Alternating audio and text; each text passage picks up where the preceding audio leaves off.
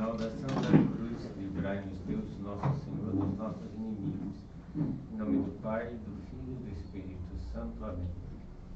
Meu Senhor e meu Deus, creio firmemente que estás aqui, que me vês, que me ouves. Adoro-te com profunda reverência.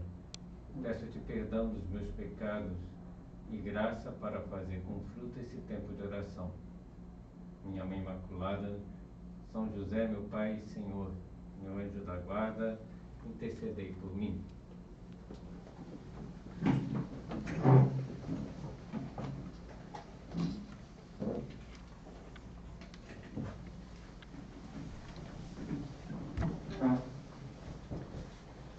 Hoje, no nosso acolhimento, nós vamos meditar no mistério pascal.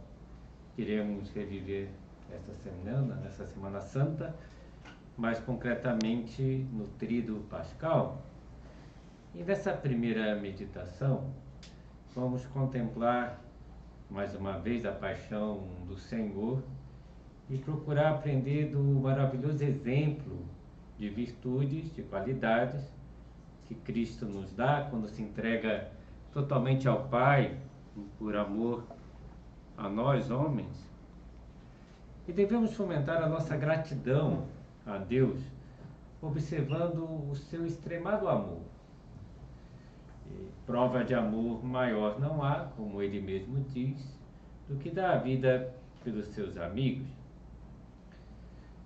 E o que chama a atenção logo no começo da meditação da paixão, como meditamos no último domingo, domingo de Ramos, é a tremenda ingratidão dos homens. E surge, penso, essa pergunta espontânea, inevitável: onde estão aqueles que deveriam estar do lado de Cristo, que deveriam defendê-lo? Quase todos sumiram. Onde estão aquelas inumeráveis pessoas que seguiam a Cristo na sua vida pública? Aquelas mesmas que acenaram no domingo de Ramos, com os ramos, e colocaram as suas vestes no caminho para que Jesus passasse montado num manso jumentinho, e aclamavam, né? Bendito que vem em nome do Senhor. Onde está aquela multidão de, por exemplo, 5.000 homens que se alimentaram dos pães e dos peixes e puderam ver o milagre acontecendo?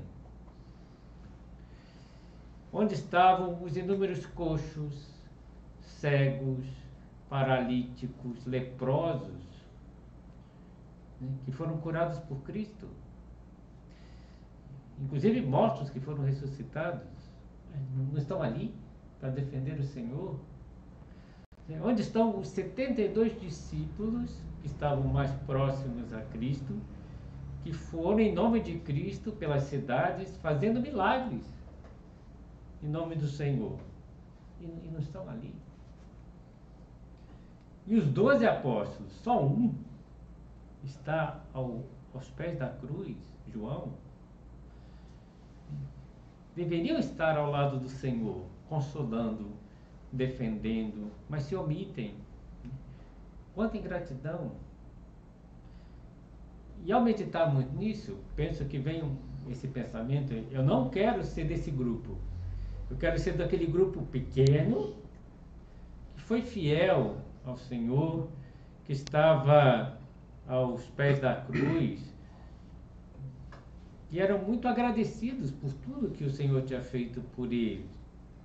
Começar por sua Mãe Santíssima, Nossa Senhora, Maria Madalena, da qual Jesus tinha tirado 7 espíritos, São João Evangelista, que conviveu 3 anos com o Senhor, experimentou aquele amor de predileção, era um discípulo amado, Nicodemos, que aprendeu do Senhor todo o tema da filiação divina, que é preciso nascer de novo. E devemos estar também nós, que recebemos tanto, que experimentamos tanto amor por parte do Senhor.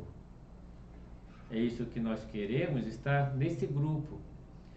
Queremos reviver a paixão do Senhor e vamos revivê-lo no ofício da paixão, na Sexta-feira Santa. Muitos cristãos, nesse tempo de Quaresma e de Semana Santa, revêem até aquele filme do Mel Gibson, né, A Paixão de Cristo. Muitos fazem, e já é tradicional, a Via Sacra, porque queremos contemplar o amor de Cristo por nós. Queremos acompanhar Jesus no caminho do Calvário para consolá-lo. E de forma alguma queremos abandoná-lo, crucificá-lo, esbofeteá-lo, cuspir nele, dar-lhe morte pelos nossos pecados. Queremos nos converter, queremos nos afastar do pecado. Agora, na paixão do Senhor, eu atrevo a dizer o que mais lhe doeu não foi a hipocrisia dos fariseus, que ele já estava acostumado. Não foi a impenitência de Caifás, Herodes, Pilatos, porque eles estavam muito afastados de Deus. O que lhe doeu mesmo foi as 3 negações de Pedro, um dos 3 apóstolos escolhidos que sempre estavam com o Senhor. O que lhe doeu profundamente, o beijo de Judas traindo ele. Tu que come comigo doces manjares, tu meu amigo. Judas, né? Tanto que alguns pintores cristãos representam Cristo na paixão com uma chaga no rosto, provocada pelo beijo de Judas. E nós não queremos, nós que estamos tão próximos do Senhor, pecar, crucificar, ofendê-lo com as nossas ofensas, com os nossos pecados. Depois nós queremos também aprender das virtudes de Cristo. Na liturgia das horas que os sacerdotes rezam todos os dias, na festa dos grandes santos, sempre traz um texto significativo daquele santo. Na festa de São Tomás de Aquino, o texto escolhido é sobre a paixão, em que São Tomás de Aquino, e eu vou ler um trecho, diz o seguinte: que necessidade havia para que o Filho de Deus sofresse por nós? Uma necessidade grande, e por assim dizer dupla, para ser remédio contra o pecado, que nos limpa dos pecados, nos purifica, né? Então essa é a primeira necessidade. E a segunda, para ser exemplo do que devemos praticar. E diz ele, né, depois de falar do perdão que nós recebemos na cruz, graças à paixão e morte do Senhor, falando já do exemplo de Cristo, na cruz não falta nenhum exemplo de virtude. Se procuram os exemplos de caridade, de amor, ninguém tem maior amor do que aquele que dá a vida. Se procura um exemplo de paciência, encontra na cruz o mais excelente. Se procura um exemplo de humildade, contempla o crucificado. Se procura um exemplo de obediência, segue aquele que se fez obediente até a morte, fez obediente ao Pai até a morte. Se procura um exemplo de desprezo pelas coisas da terra, segue aquele que é Rei dos Reis, Senhor dos Senhores, e que na cruz está despojado de suas vestes, está nu. Então, na cruz nós temos o exemplo de todas as virtudes. E nessa meditação eu gostaria de fixar em uma delas, que é a paciência. Entre muitas virtudes que podemos contemplar na paixão do Senhor, podemos fixar agora na infinita paciência de Jesus, que se manifesta de 2 modos: ao suportar grandes males sem se queixar, sem reclamar, amando. E depois, por suportar aquilo que poderia ser evitado. Não era necessário Jesus morrer na cruz. E são muitos males que Jesus suporta. Então, ele é comparado por Isaías como uma ovelha muda diante do tosqueador, de quem lhe tira a pele. Que não reclama, fica muda, fica quieto. Jesus deixa que o amarrem,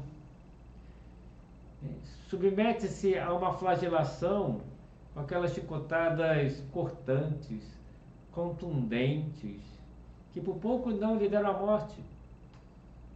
Permite que façam troça dele, com uma imposição de uma coroa de espinhos, que era uma bula, uma gozação da sua realeza.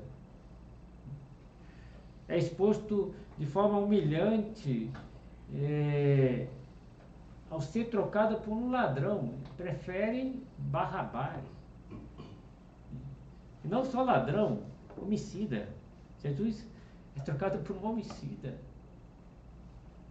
E carrega o peso do madeiro cambaleando, abraçado à cruz até o local da execução.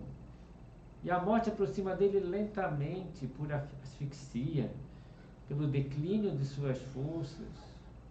E tudo isso porque quis. Podendo evitar, não faz.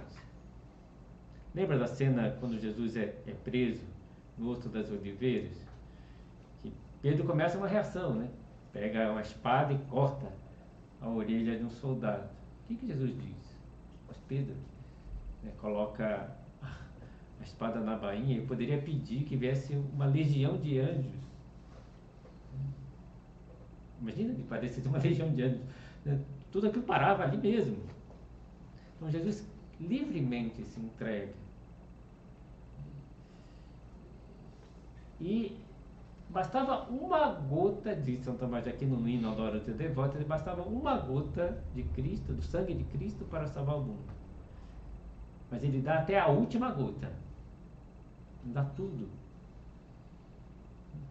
E é impressionante, que exemplo para nós, né? Jesus se fez obediente até a morte de cruz.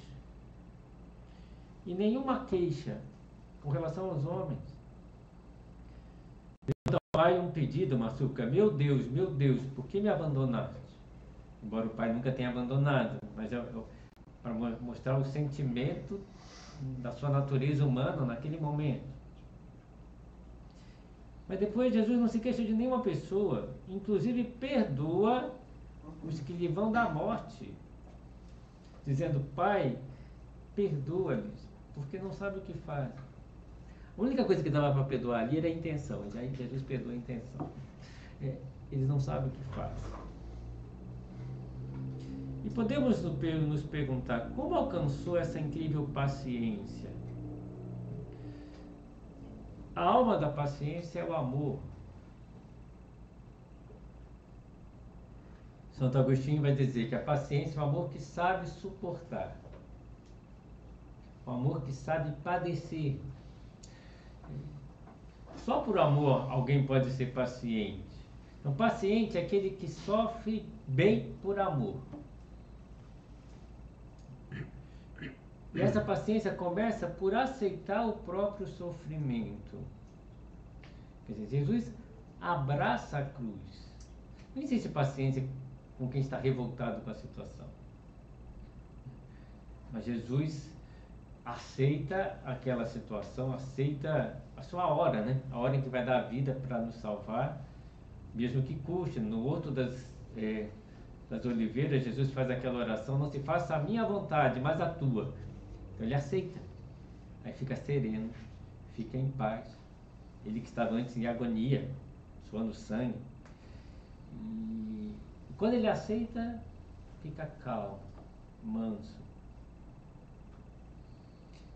E nós, né, aceitamos as nossas cruzes, que perto da cruz de Cristo não é nada, né? Não é nada. E eu entendo que os sofrimentos que Deus permite são manifestação do amor paternal de Deus por mim, que me une à cruz de Cristo.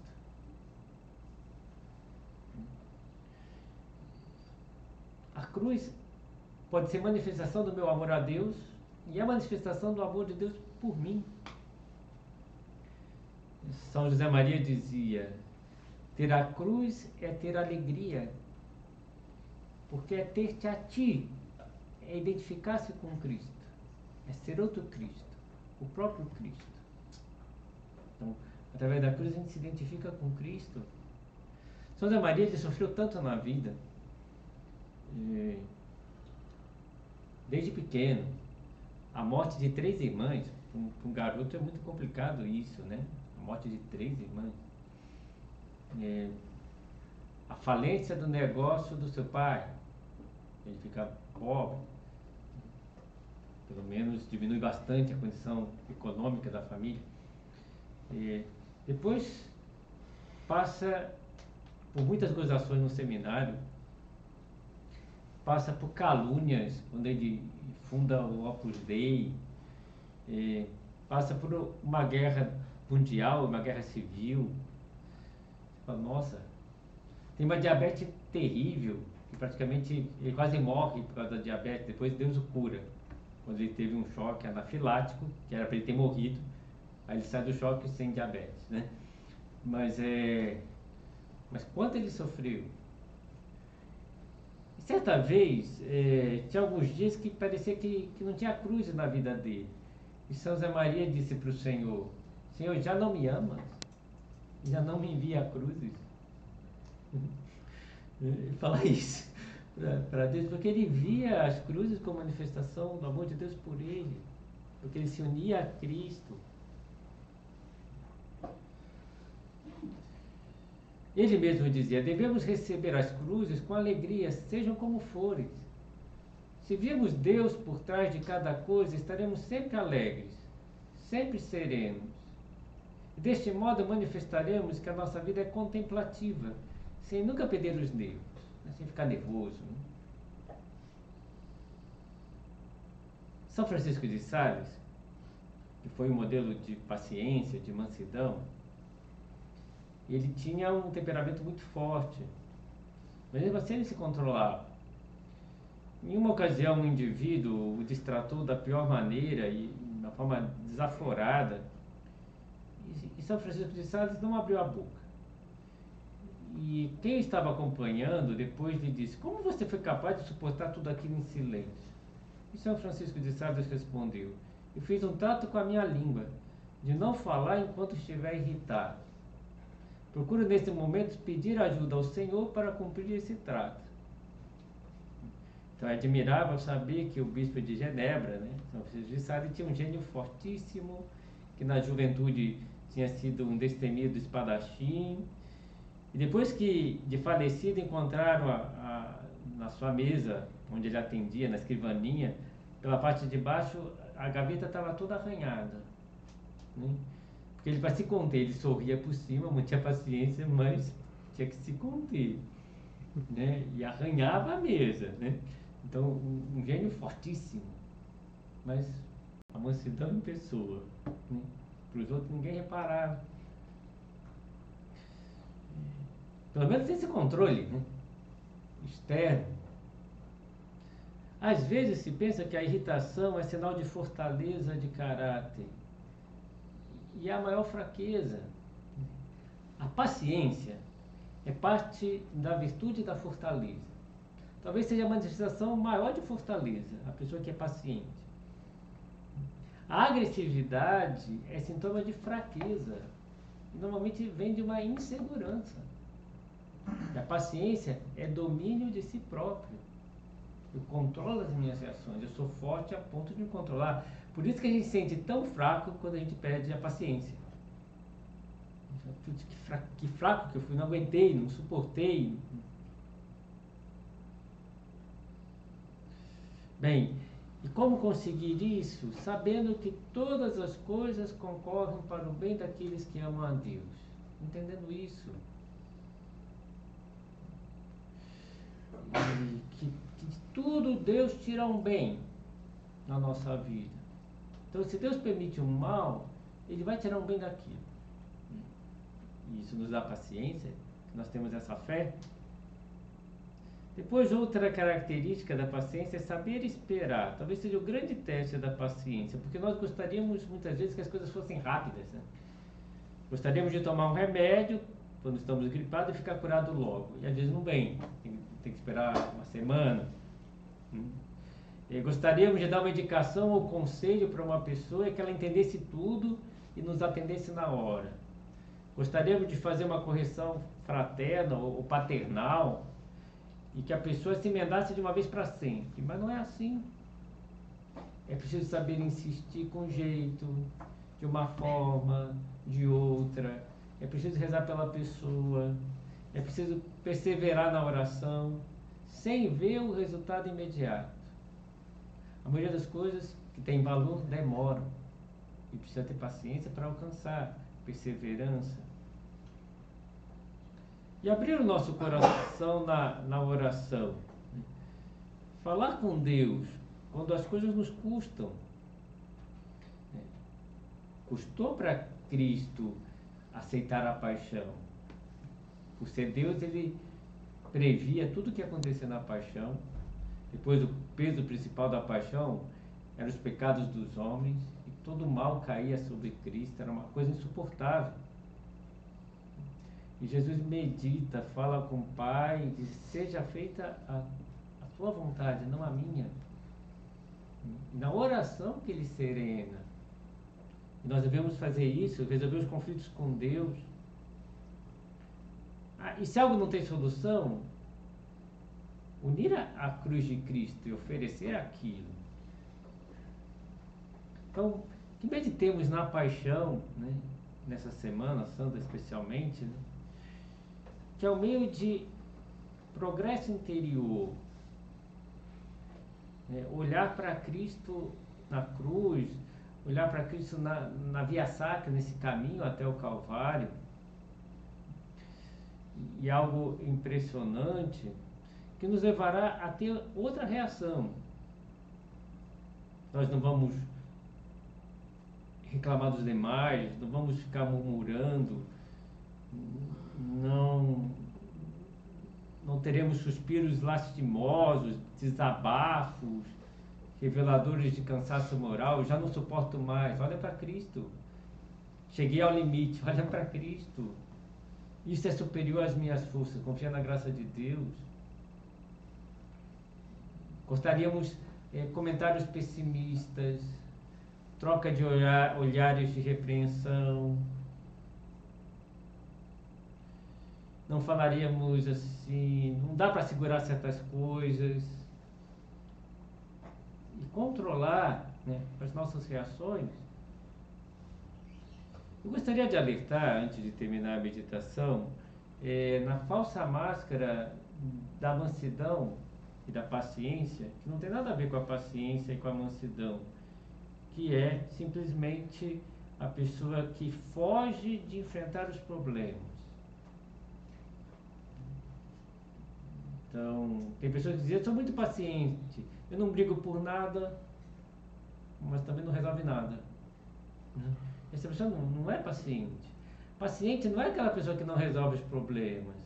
É a pessoa que enfrenta o sofrimento que é necessário para resolver os problemas com serenidade. Que tem aquela conversa profunda, esclarecedora com o filho, porque precisa e está desorientado. Não é aquela pessoa que diz: não estou nem aí para o meu filho. Isso daí não é paciência, isso daí é descuido.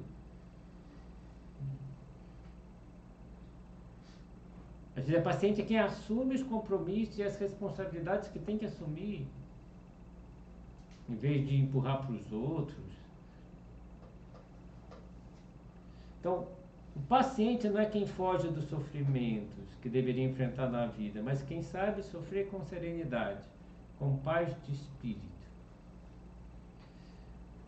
Um certo autor dizia que a impaciência, tal como a preguiça, é um defeito especializado, que significa o seguinte: a gente não tem preguiça para tudo, né? A gente tem preguiça para certas coisas. A gente não é impaciente para tudo. A gente é impaciente em algumas coisas, né? E é bom a gente descobrir o que me tira a paciência. Escutar comentários inoportunos, maçantes, chatos. O relato de como foi o dia da minha esposa, né? Mas é isso, aí que tem que ter paciência, né? Eu detesto que me interrompam no trabalho. Então, aí que tem que estar a minha luta, né? Quando alguém me interrompe no trabalho, eu colocar boa cara, né? E escutar a pessoa que me interrompeu. Então, vale a pena examinar-nos. Por que eu perco a paciência? O que é que me tira a paciência?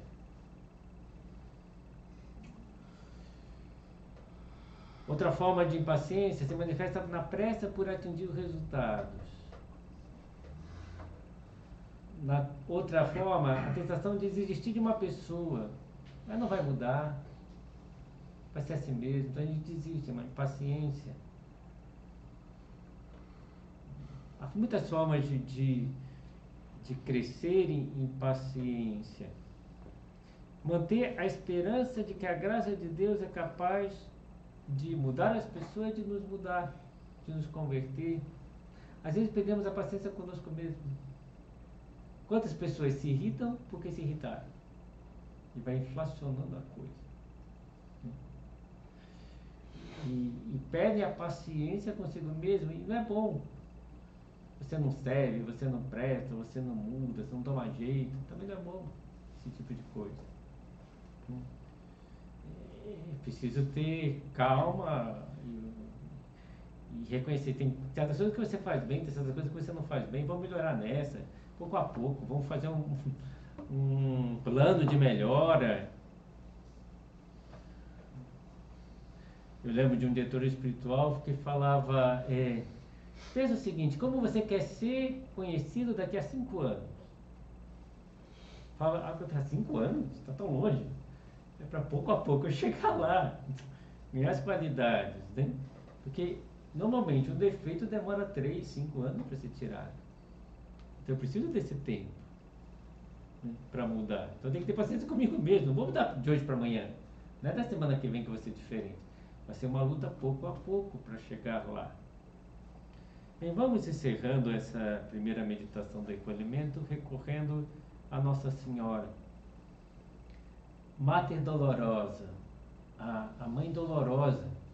Que paciência Nossa Senhora teve aos pés da cruz, vendo tudo aquilo. Sabia que o seu filho era o Filho de Deus, e vendo aquelas troças, aquela morte terrível, né? E sabendo sofrer, sofrendo como seu filho, consolando Jesus. Nossa Senhora estava firme ali, que fortaleza, né? Estava-te altam cruce Iesu, estava firme, né? Junto à cruz de Jesus, né? Consolando Jesus. Que Nossa Senhora interceda por nós para aprendermos a viver a virtude da paciência.